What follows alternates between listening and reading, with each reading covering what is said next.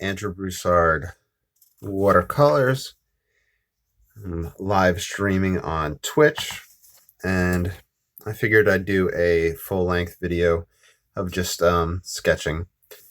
I'm continuing to look at paintings by the landscape masters of the 1800s. I've been stuck on this guy for a while, Herman Herzog. He was trained in Germany, I believe, and I think he was from Germany. And then he came to America and painted as well. So he came from a German painting school background. This one, this is a pretty simple scene, but I feel like it's going to be a lot of textural marks that I'll have to utilize in order to differentiate between what's taking place in the different spots.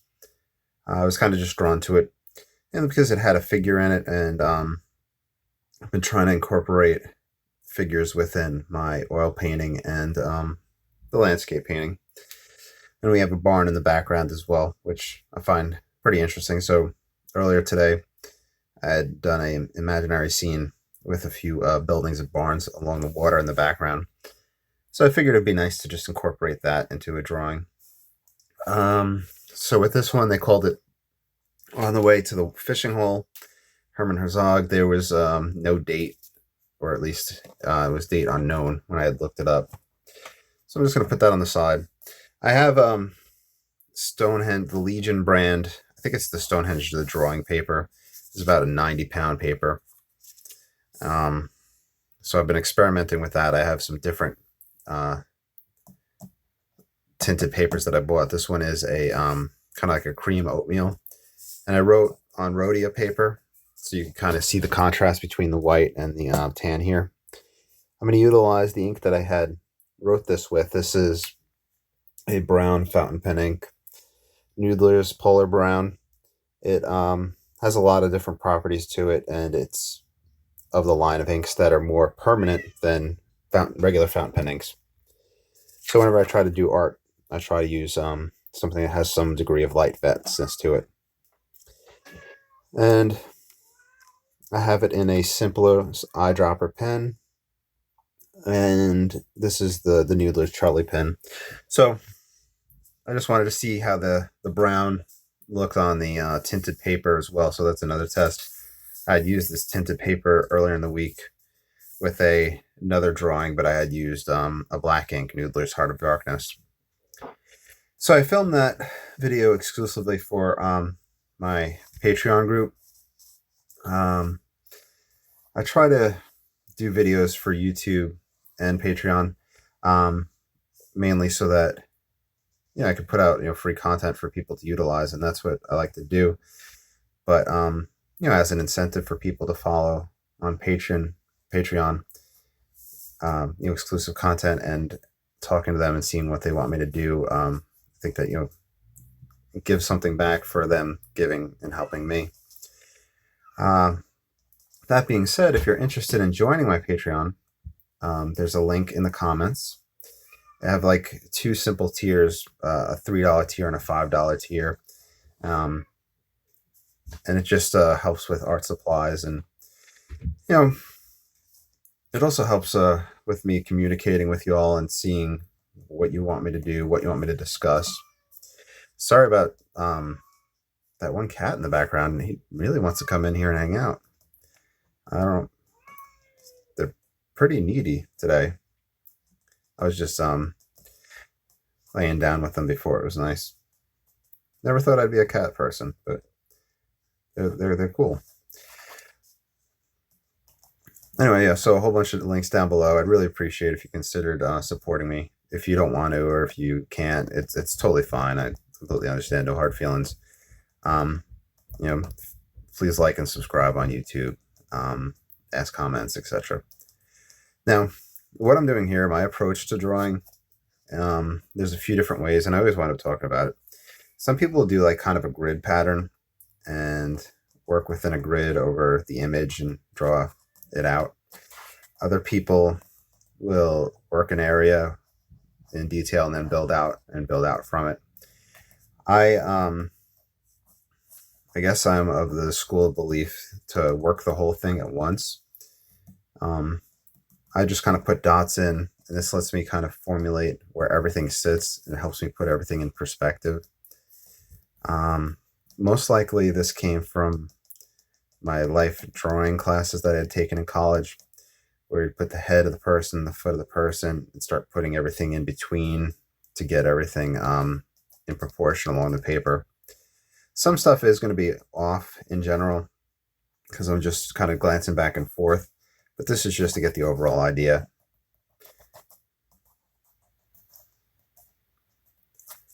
So, once again, the name of this painting was On the Way to the Fishing Hole by Herman Herzog, and I'll put it in the title. And if you want to follow along, you can find the image online and save it, or I can try to link it. It was on like a Wikimedia Commons, so I don't know how copyright works with those images, but so the main two things is the figure that is walking to the pond, and usually when I put figures in my paintings, they're a lot smaller than this. See, I'm marking the top and the foot, and I can mark where his the top of the back of his pants are, at the back of his elbow. His hand is hanging down with a bucket right here. I'm just marking those spaces, and that's letting me put everything in perspective. I don't have to get too detailed with the drawing, but that lets me get everything kind of shaped out. He's carrying a package over his shoulder. So yeah, I usually do drawings, people smaller in a landscape. And the reason I usually do that, first of all, it's to get the idea of like a big scene, that they're just a small part in a big picture. And I guess that comes from what is called the sublime within art, where it's a conceptual idea that's taken place over a couple of centuries, I believe. And it's that the world is bigger than we are, and it's very difficult for mankind to comprehend. The big grandiose paintings that would absorb people into them when you looked at them in the gallery, those were kind of the ideas of the sublime. There was writers and whatnot that were part of that movement. Anyway, so I would have really small figures, and I also had picked that up from the Ron Ranson painting, and Stephen Cronin, Joe Menza, all those fellas. We would put like a small little figure, a little silhouette of somebody fishing. But as I've been looking at the Hudson River Valley School paintings and just landscape painters in general, there is a little bit more detail to them rather than just a simple silhouette. And I need to develop that skill. So whenever they come across one in a sketch that I'm doing, I try to do that first, perspective-wise and whatnot, and also to, because with ink I can't erase, so if I had darkened this area too much with foliage, I wouldn't have been able to put them in. Same thing with sheeps and or sheep, and cows. I feel that those things, I personally, when sketching, need to put those in place first. So now this is, like I said, a brownish ink, and I am always absolutely in love with brown colors and sepia. From my paintings, you may know that I favor a lot of earth tones and dark stuff, just dark tones, things like that. I have pants on that have like Hawaiian design on it that my fiance got me, but I am totally fine with just wearing my jeans, my boots, and just a brown black t-shirt, something like that. I just like that color. Anyway, so we put the figure in, and I put the shadow in.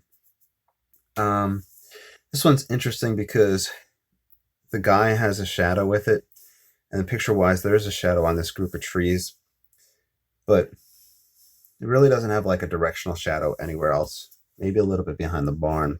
So those two ideas might help give us the time of day and where the light source is from. So the barn, I'm going to put it right over in here. By the way, this sheet of paper I tore to 11 by, and I should be doing my dot thing that I talk about. Those bushes in front. The door is going to be right about here. It's going to come up above it. The peak actually is offset. It's not that high. It's like about that angle. It comes down some and it gets hidden by another group of trees. So we'll do it like that. Anyway, what was I rambling about?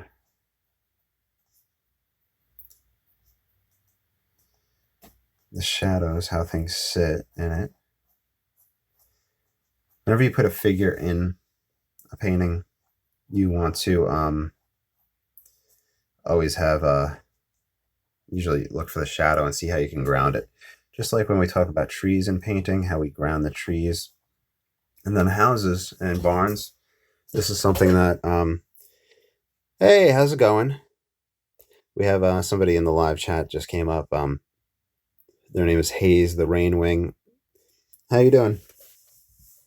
Just doing a sketch from Herman Herzog's On the Way to the Fishing Hole. Doing this to kind of explore the Hudson River Valley painting movement, and we carry it over into our watercolor paintings and our oil paintings. One thing that a patron had asked on Patreon was like, they were saying that they were interested in learning about barns and whatnot. So yesterday I filmed like a 40-minute discussion about how we can put barns in different locations and whatnot. Foreground, background, midground, how we can do it in the fast and loose painting style and whatnot. And one thing with barns, with shadows, things like that, you'll often have, and we did this with our background painting that we did earlier today, we'll have some sort of dark tree type structure, shadows and whatnot, maybe bushes in front, and this is what this actual painting has, and that helps the barn sit in place. So it creates, it just grounds it, just like the shadow helps ground this figure right here. I put in, whenever I'm sketching, once again, I'll do people in the building first, and then after we have the dots everywhere to put everything in place, I just do these guys just because with the ink I can't erase. And then we're going to work more loosely in a moment. Anyway, so we get this back here, and that's kind of the concept. I guess that'd be an example of counterchange as well, where we have the light of the barn next to that dark, and that could potentially bring our eye to that location.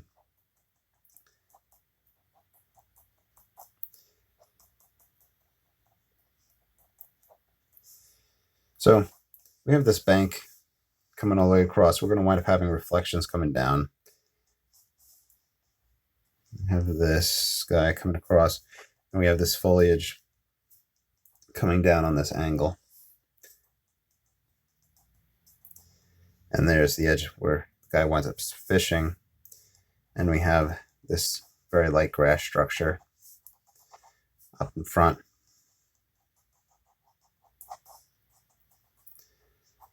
Now, with this, as we put this in, with artistic license and whatnot, what you want to keep in mind is, even though this is kind of a triangular shape for this bush, and I'll lift this up and show, we have that triangle shape right here. Anyway, I don't want to go too quick. We have dips and juts in it. So it brings the eye to that spot, but we don't want like a perfect triangle. What did I knock over?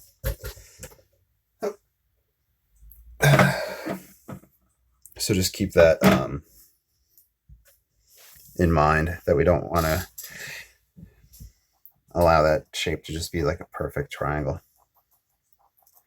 I'm going to put in very light curved marks, even though this is darker in the picture, just to get the shapes, and then we'll shade in more as we develop this drawing.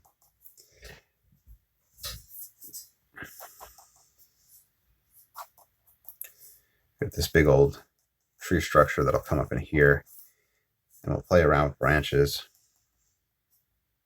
And then in front of it, so it gets darker in here, so I'll do the lighter brush first that sits in front, and then we'll get darker. And just try to use values to create depth, values and textures.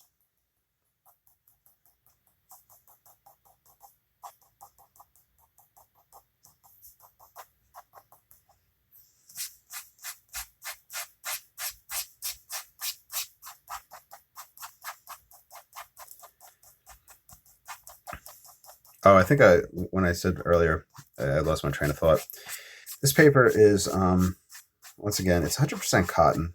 I prefer cotton paper because a few different reasons. With watercolor cotton paper, and I'm not going to watercolor on this, it handles scraping and scrubbing and all that stuff a lot easier. It's less likely to do what's called pilling. And I believe that cotton is inherently archival because it's a neutral pH. Got these guys in the background. These are really light, so I might just do a little gentle stippling in for right now.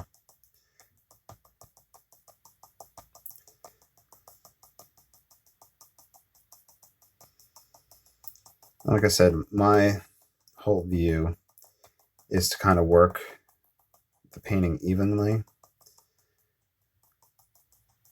This helps with getting everything in perspective and relationship to each other for me. And it also has an effect on the stamina and the approach. It's easy to get burnt out by a certain section if you just try to go detail, detail, detail.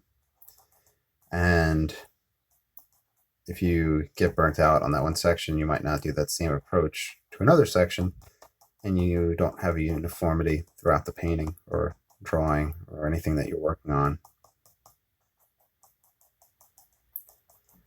It's kind of like if you're cooking a big old meal and then it's time to cook the vegetables and you're like, oh, just put them in a Tupperware and put it in the microwave and cook them in the microwave. It's kind of like that logic.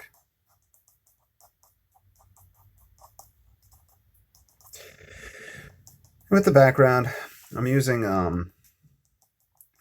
just more stippling, smaller strokes. That's just to help hopefully create a different perspective.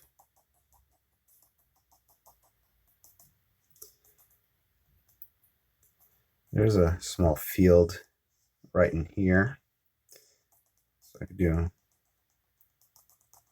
kind of horizontal dots.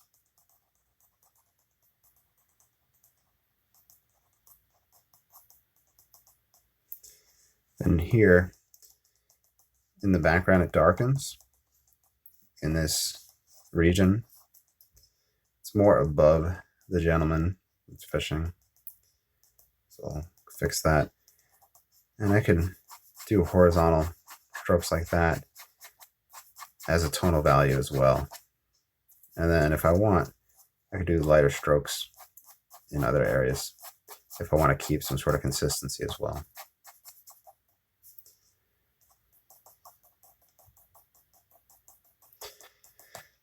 Yeah, the original painting, I did see the dimensions for this. The original dimensions were like 12 by 16. So this paper is 11 by 15, so just add an inch in each direction. And that's the original size of this painting.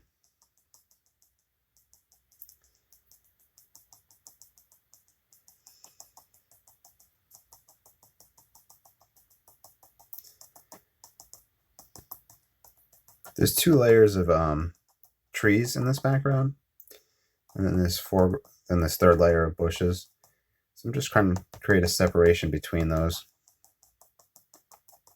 So I could do a denser spot.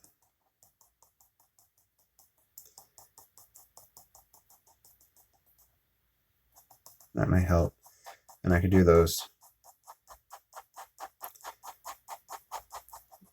strokes to darken that one up. Get these guys a little bit more shape in the front. There's a mountain back in here. But it's very, it's just there for depth. It really doesn't draw the eye, or at least my eye, to it. Just put a little idea back in there.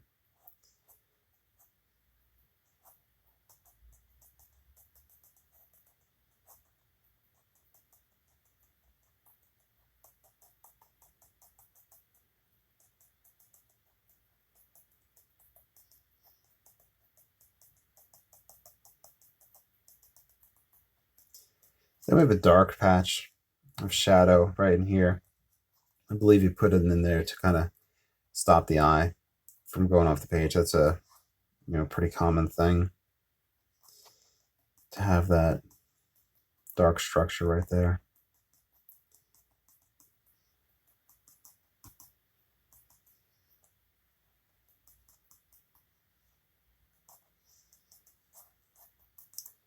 Our proportions aren't perfect on this one, but it's more of a sketch, more of a study. It also forces me to really examine this piece of artwork from this guy, and that really I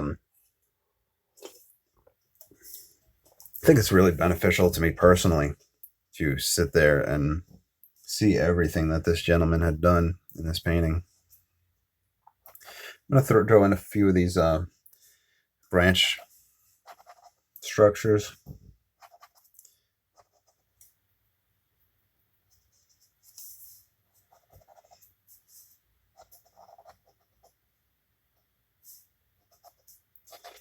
He has a lot going on. So painting wise, if we were to paint this with watercolor, we would use the rigger for these strokes. We may have even put we would probably put the foliage in first at points, then stippled over it. Oil painting, you can use the rigger as well, but I'm just not that good with the rigger yet in oil. So I would usually scrape out, or use a paper towel or something, or a Q-tip to pull out those marks. There's no other, it's going to be more up in this region, but there's no more down in here. So I'm going to really hit this quick and just get those marks in place. And then we'll do a shading.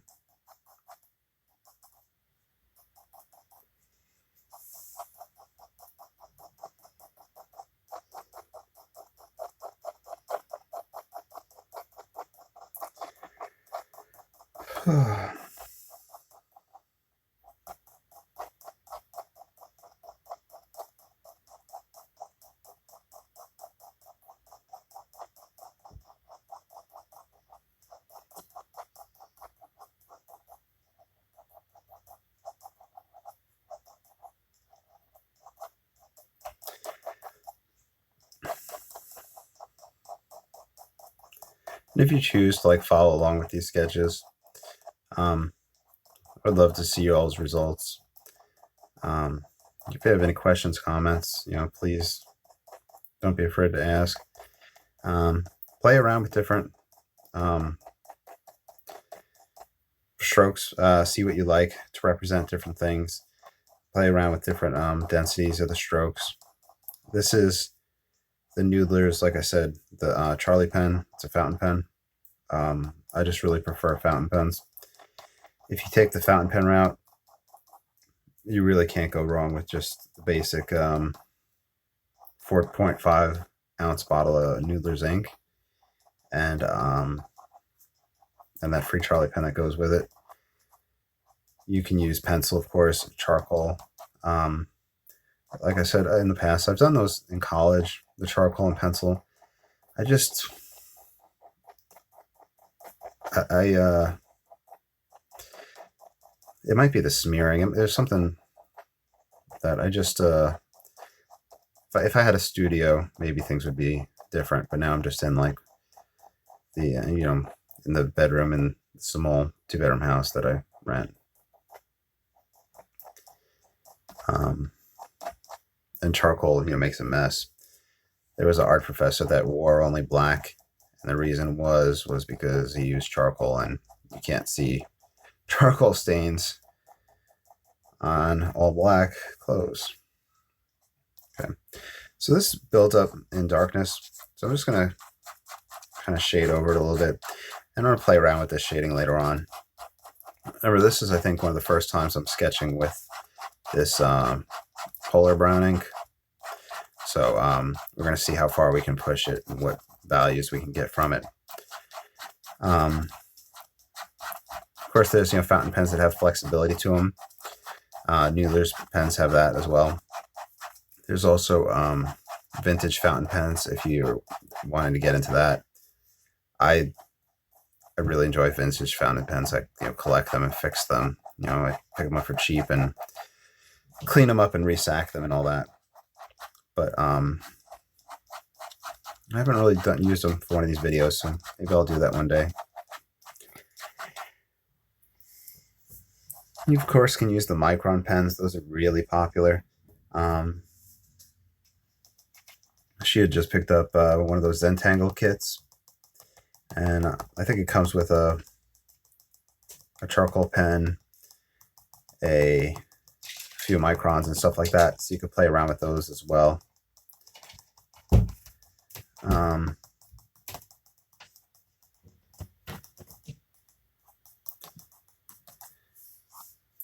Pencil, you could play around with that. Dip pens, but with dip pens, you can get like amazing expressiveness with them. But I don't know if there's a learning curve with them or a patience that needs to take place, since you are having to dip back and forth. But then you have a wider variety of inks that you can use that are light fast. I believe the Dr. Phil Martin's Bombay inks, you can utilize those. You can use the India inks, the Chinese inks, etc. Those have a lot of light fastness to them. But the only drawback is the dipping, I think. But some people enjoy that. I have a collection of dip pens. I just haven't really used them that much. Another thing you can use, which people might think is like a novelty, but let me tell you, it's really not. If you go onto Amazon or something like that, and for 10, 12 bucks, maybe even cheaper, you can find the glass dip pens, and they don't have any flexibility to them. They're all glass, but you dip them in, and they have these swirls that are textured into it, and the ink kind of clings there, and they actually do hold a decent amount of ink, and you can get it a little bit done with them. I enjoy them. They're definitely not a novelty toy, so if you come across those, if you think about adding that to your collection, I would check it out. And then besides lack of flexibility, which is fine, you don't have to have flex in your tools. It's they're made out of glass, so just be careful. But I would recommend them if you're somebody that likes art supplies. They're worth the 10 bucks.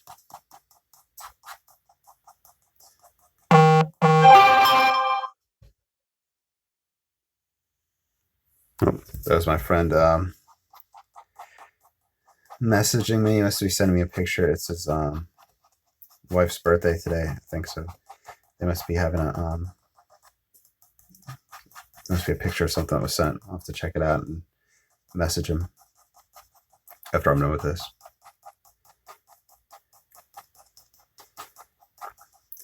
There's really one thing I've with foregrounds is that there's a lot going on in them, but they don't distract the eye. I feel like when I sit there and look, then I see everything that's taking place in it and what's going on. For example, it's those weeds that come up and have those seed pods that kind of come up on an angle, I believe. There's some vertical strokes here. There's a lot of different things taking place, but it seems like it's very easy to give the illusion of, where with the oil painting, if you had it on a smooth surface and you had a hard bristled brush, you could kind of just dig in with that textural technique and just get those textures really quick with it. With a Hake brush in watercolor, you can just start stippling and get those textures. You can take a razor blade and pick out the whites.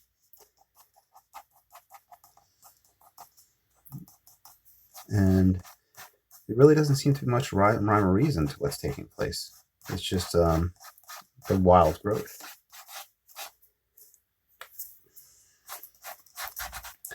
There are varieties in tonal values, and that's usually the base of a bush or a clumping of trees, grass and whatnot, sorry.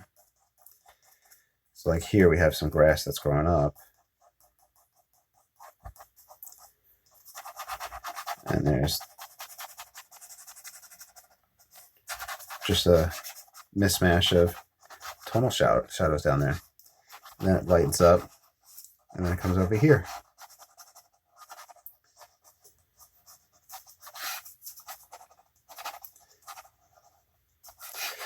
Looking at his works and others, you often find like rocks or bramble in these areas.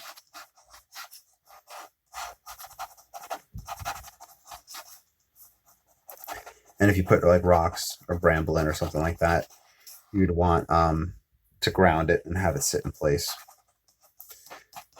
But here it's just wild grass.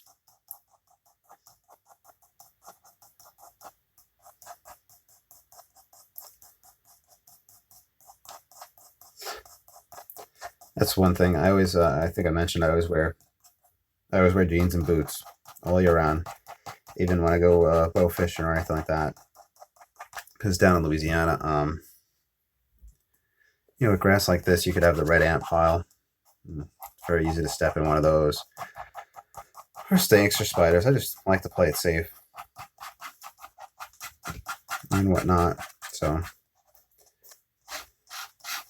I just do that.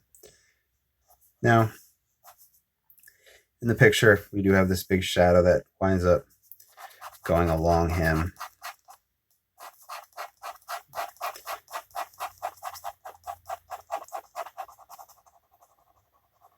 And I got to be careful that it allows him to pop forward.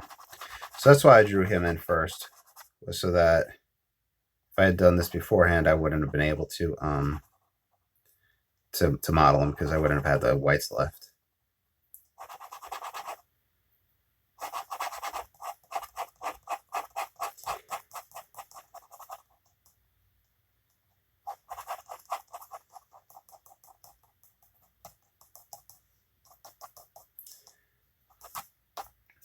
One thing we haven't done at all was reflections on the water. Let's do that. I'm going to stand up for this. I'm going to show you how I'm going to hold it. I'm going to hold it by the end so I can do it very light and horizontal scrapes. So it's really not going to put much down. But if I need to texturize it, I can use just a little bit of physics and add a little bit of pressure and whatnot to let it take place. So we have a little reflection of here. This dark gets reflected.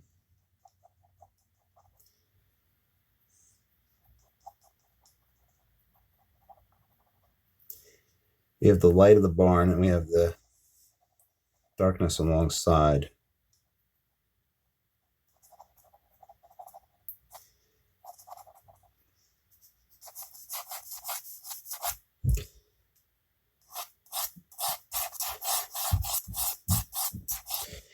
All right, so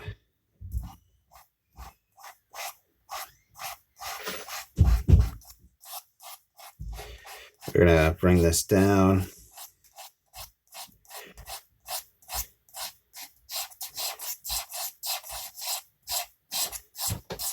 And we're gonna come across.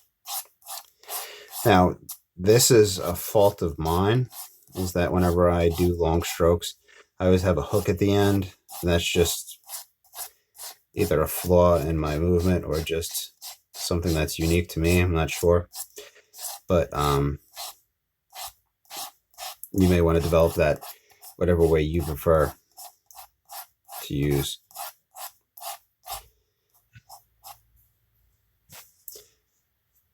Let's see. Darken that. We'll define that edge a little bit more. And we'll come back to that water in a bit. All right, so like I said, we're just staying true to the idea of moving around our picture, moving around our canvas or paper.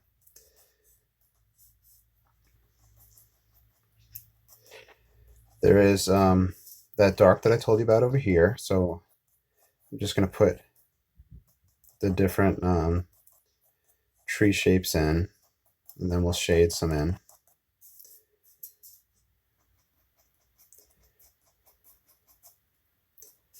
So to make things easy, I just use that horizontal shading.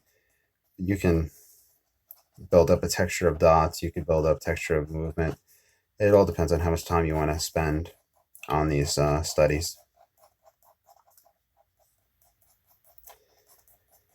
And it always makes me wonder,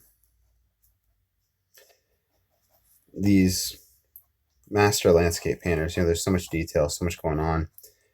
And, some of them, it definitely looks like they sat there and painted every single tree branch.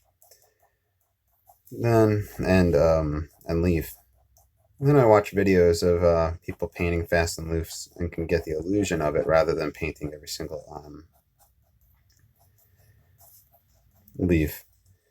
So I wonder, did they do that? Did they just have all the time in the world? Like, what else were they doing? And they didn't have the internet and all that. They didn't have all that other stuff going on. So, or were they perfectionists? Did they want something that would then in turn look like what's a photograph that we see nowadays? I wonder what was their logic. I tried looking up books on this fella, but I think they're out of print. Would like to do that and read about this guy, see what his thought process was.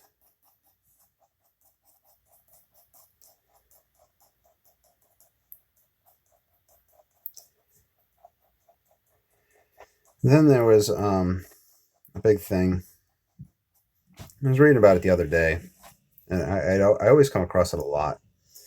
I saw it in something with portrait painting, where within the portraits, they I think they were looking at a Velázquez portrait, self-portrait, and they were talking about how, notice how the softness in the hair and the cheek and the side of the face, it's soft and blended together, while the eye and the gaze was very crisp. So it mimicked the way somebody's eye would view something. And it would be different than a camera unless we had like a selective focus camera. The camera will take everything in, while the eye will only catch detail in one spot. So I think there were artists that were following that logic, and then there was other artists that were trying to do essentially photorealism before photographs were taking place. We're going to build up this part. I felt like I was getting a little too rushed over here, so you could see a difference in my application.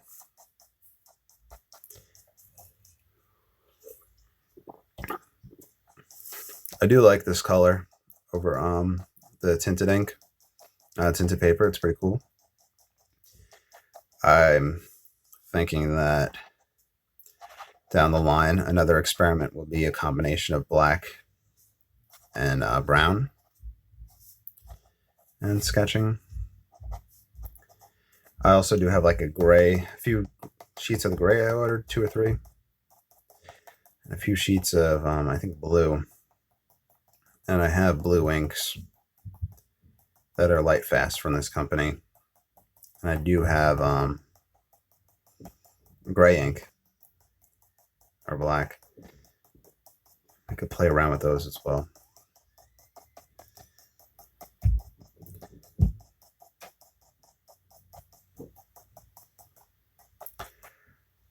Another thing you can look at, they usually do it for portrait. I wonder if they have it for landscapes. You know, the Conte crayons. They have the sanguine, the red, the brown, white, and black. I think they usually call them just 3 colors. And there's a French term for it. I believe it's like trois, like T-R-O-I-S. I think that's French for 3. Trois colors. Try looking that up. And if you're interested in Conte, you can look at that. But I think it was mainly for, I don't know if they did portraits and architectural in that movement or that approach. There's so many different mediums you can use and you can find that you like.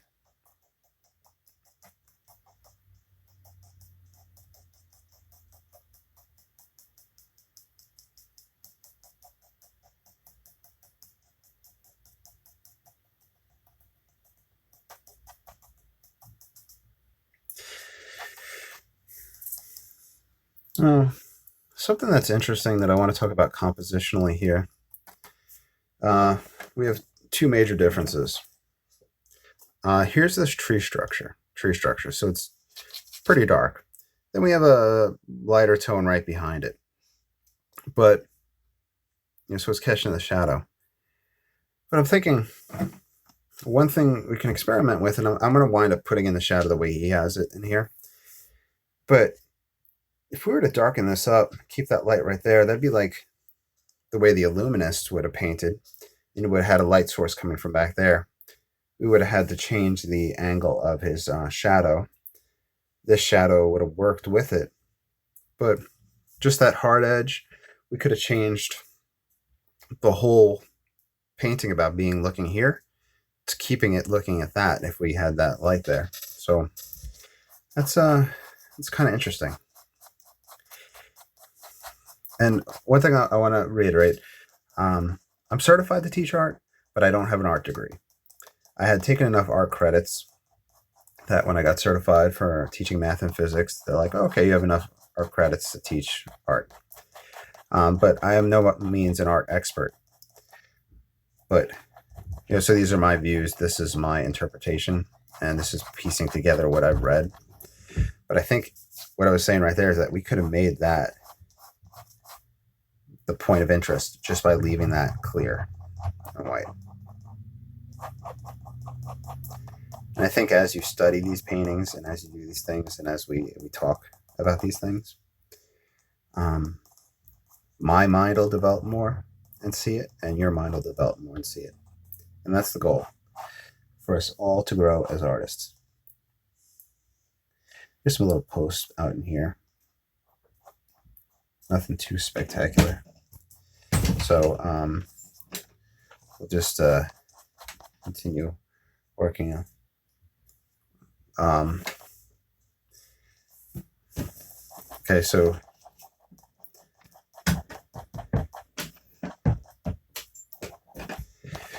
just 1 second. I just got to step away for a second.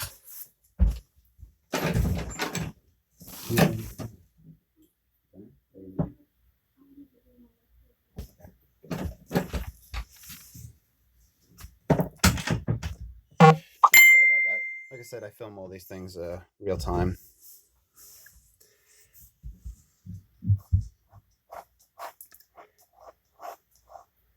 Okay, so this is that dark. Catches underneath these trees. It comes up above. We have bush structures here. Now I'm trying to help separate things out, put everything into place, put the little shadow on this building so it sits behind these guys. Then there's the layer of trees behind this bush. So trying to get these guys to sit back a little bit more.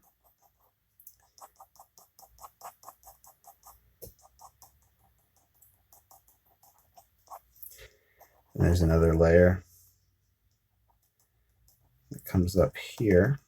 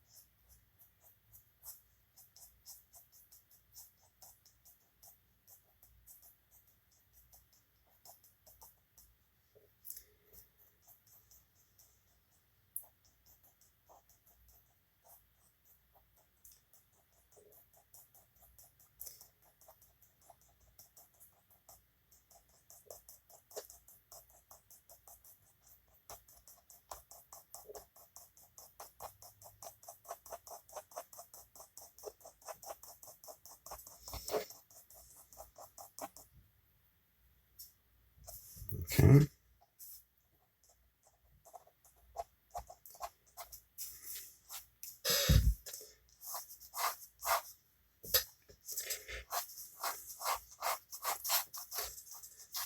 The reflection in this area is really lovely in the original, where he has green and reflecting the greenish yellow, reflecting that greenish yellow right in there.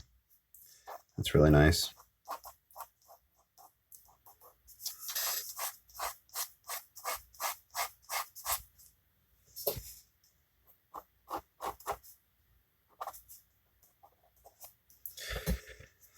Let's come back to an area that we haven't touched in a while.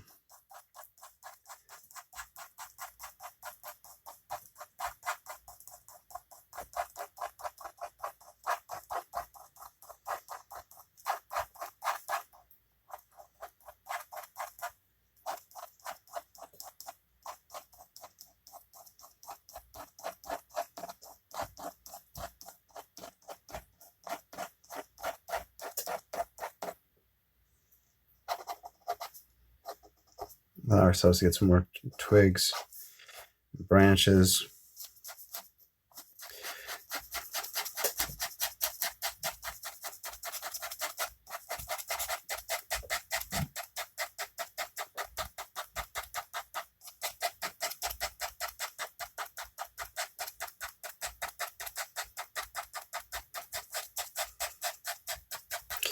Try to separate these movements so that I can keep that lightness.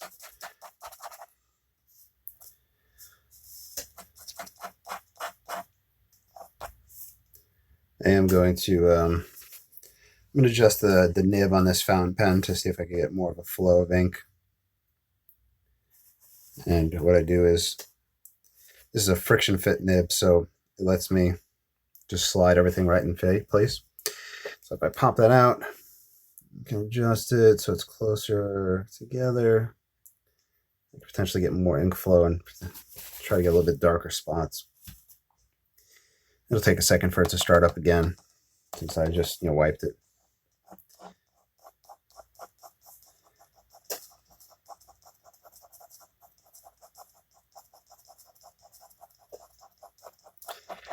Just to build up those dark tonal values.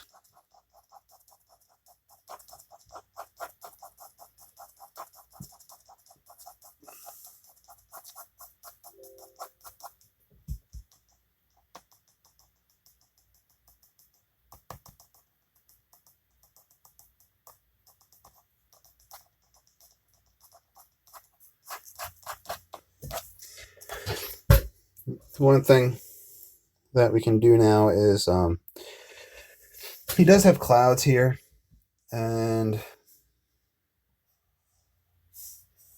find very loose dots and lines will hopefully give us our illusion of clouds.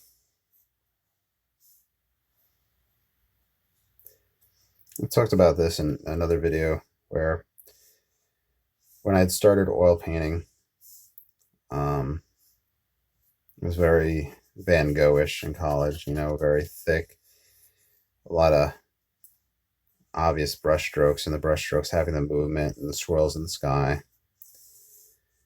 Now I prefer the tonalism movement, and I prefer Hudson River Valley art, but I'm not proficient in that yet.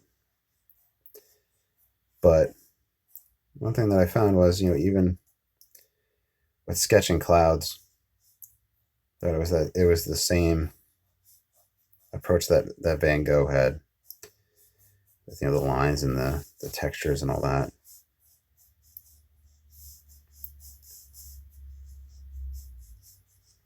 And I believe I've gone into lengths and discussion about how Van Gogh was, and a lot of them from that time period, had started seeing the woodcuts out of Japan and how they were influenced by it. Very gentle right here, just to get a little bit of ink, just to catch the bottom side, just to lighten these guys up a little bit, darken them up a little bit, sorry.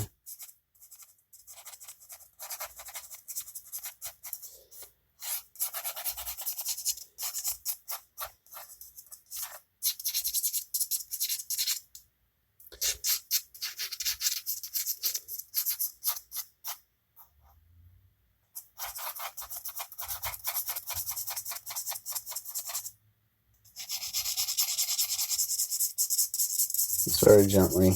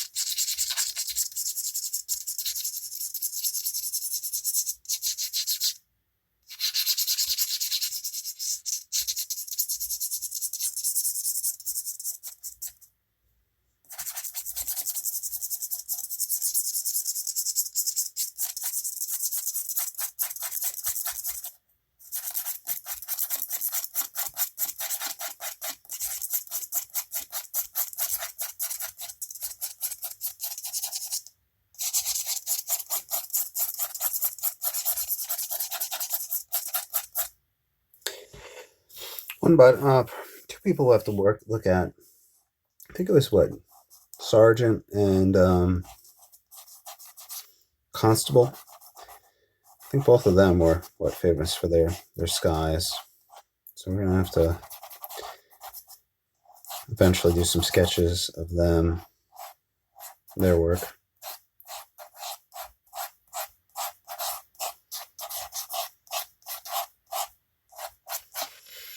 And I'll have to build up my knowledge on them for me to hopefully share some facts and whatnot with you all about them. And try to get into their mind and their way of thinking.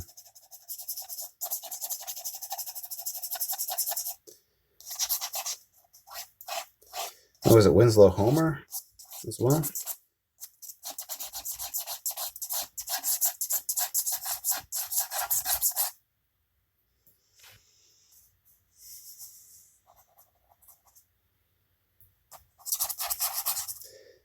I like to stand up for this broad shading.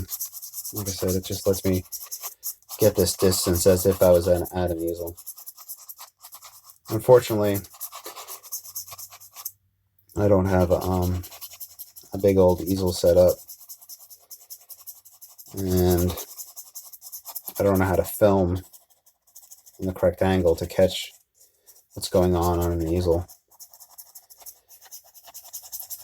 I've tried, but I do like being at the art desk. This probably harkens back to when I was in college. That's probably where this is coming from, the standing up and whatnot.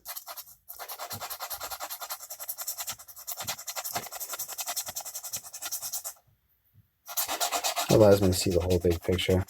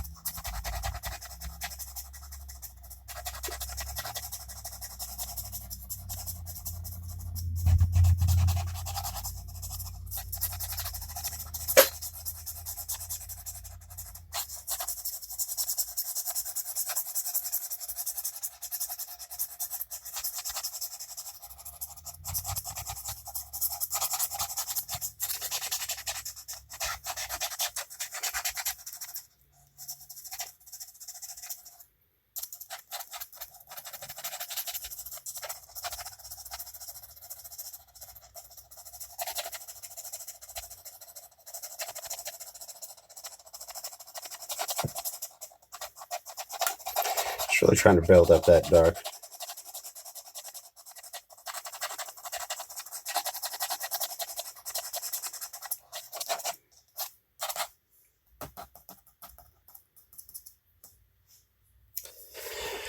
Let me sit back down.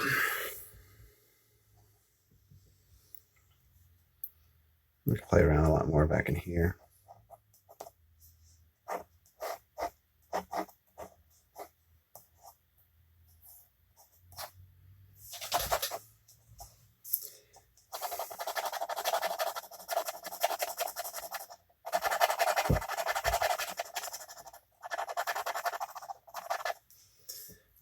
I'm trying to not create too hard of an edge right there, but I feel like I'm having to in order to get that tonal change. Let's see.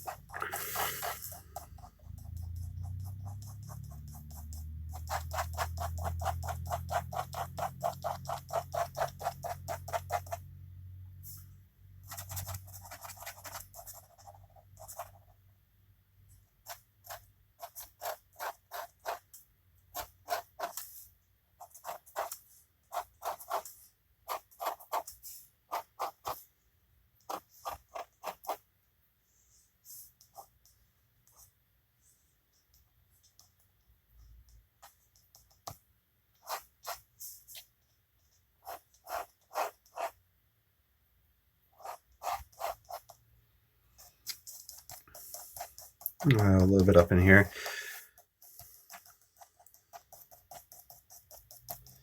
So I do a taped border on the drawings, pretty much only on the drawings. Reason being is it gives me a gap to write the name of the artist that I was looking at and the name of the painting that I was looking at. And it gives a crisp line. If a mat was to go over this, which I'll show you what it looks like when I'm done, it gives the mat, then the border of the paper, then the artwork itself. So it looks pretty cool. Also, this is something I've mentioned before. This paper, the inside of a mat opening for this is about 11 by 14. Let's say this is, no, let's just say it's half an inch. It's probably more than that, but 11 by 14. If we were to go around this whole thing and calculate the perimeter 14, 14, 28, 11, 11, 22. So what's that? 40 right there. No, 50, right? Yeah, 14, 14, 28, plus 11 is 39, plus 11 is 50. Yeah. So it's 50, and then if we take half of that, because it's only half. Wow, that was one of the cats. That sounded creepy. Probably because he hears me talking about math. 50 divided by 2 is 25. So that's 25 inches, right? That like 25 square inches about that we are not drawing on. A square inch is about that big. And that kind of minimizes the amount of time that would go into the study because it's less surface area that we're drawing on. So it has a lot of benefits to doing that.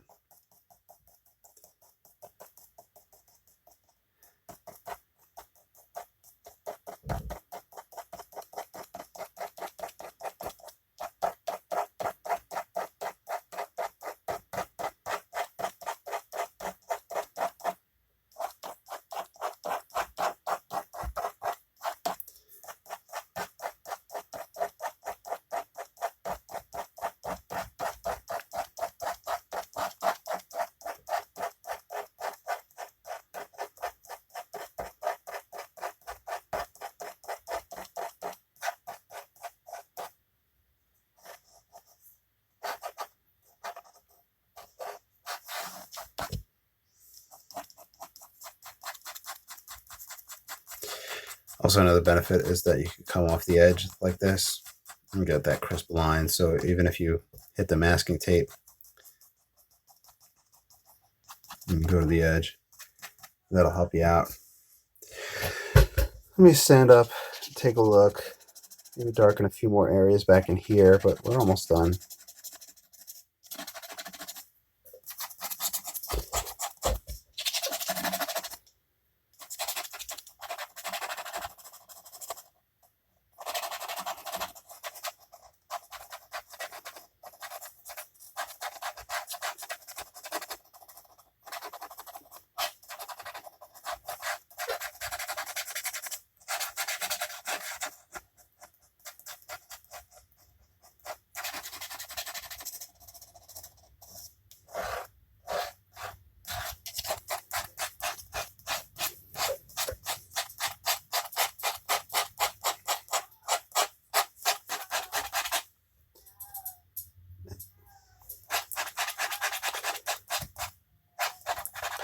All right, I'm going to go finish this one up, sign it. I'm going to put the mat over it. I'm going to go see what's going on with that cat.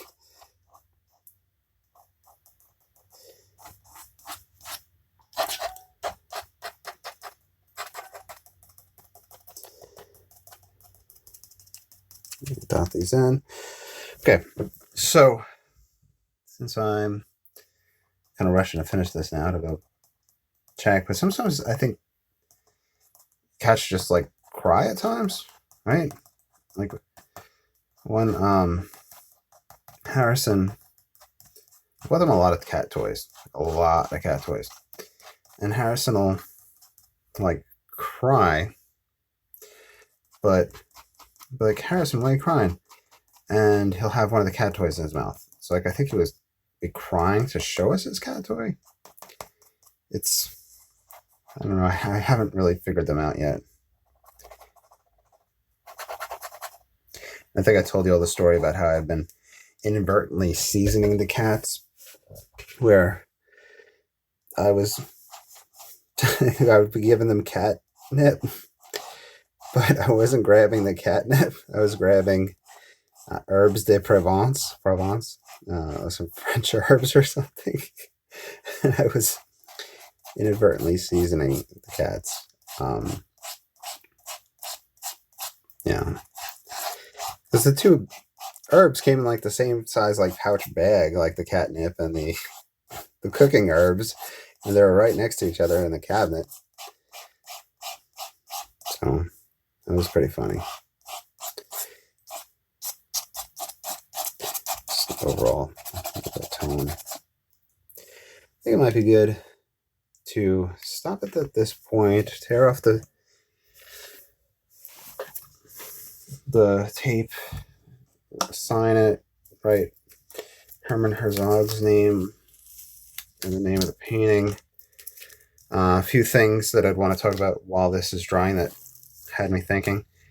Next time I use this ink paper combination, I'm going to have this small pen with me, but I'm also going to ink up a wetter or broader pen so that we can get more density quicker and darkness quicker.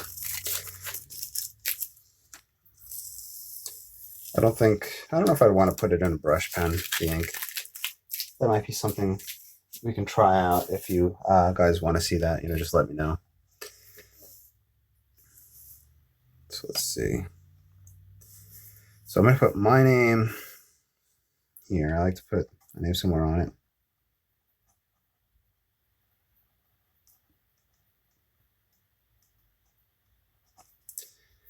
Okay, we're going to do after Herman Herzog.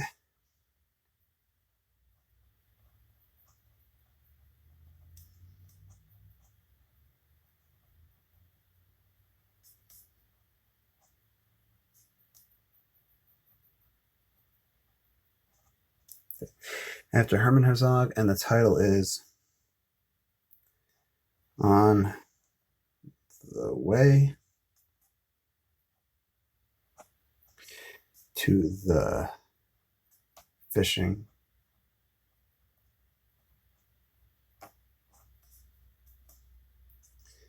Hole. Now, quotation marks. That pen there. I'm going to show you. Here's what this looks like. So this is the original that we were sketching from. The camera doesn't pick it up the best. It flips it over, of course. Okay. Then, matte-wise, this. I have a black mat right here for us to pop right on top for you all to take a look at and see what you think.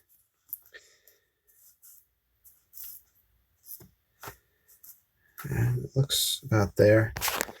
And so that's what it winds up looking like. I hope you enjoyed. If you have any questions, please let me know. Like, subscribe, follow, all that other fun stuff. A lot of my artwork up available on Etsy, link down below. And also, if you're interested, please consider becoming a patron and supporting the arts. All right. I also have exclusive content there as well. All right. Have a great day, and I'll see you all soon.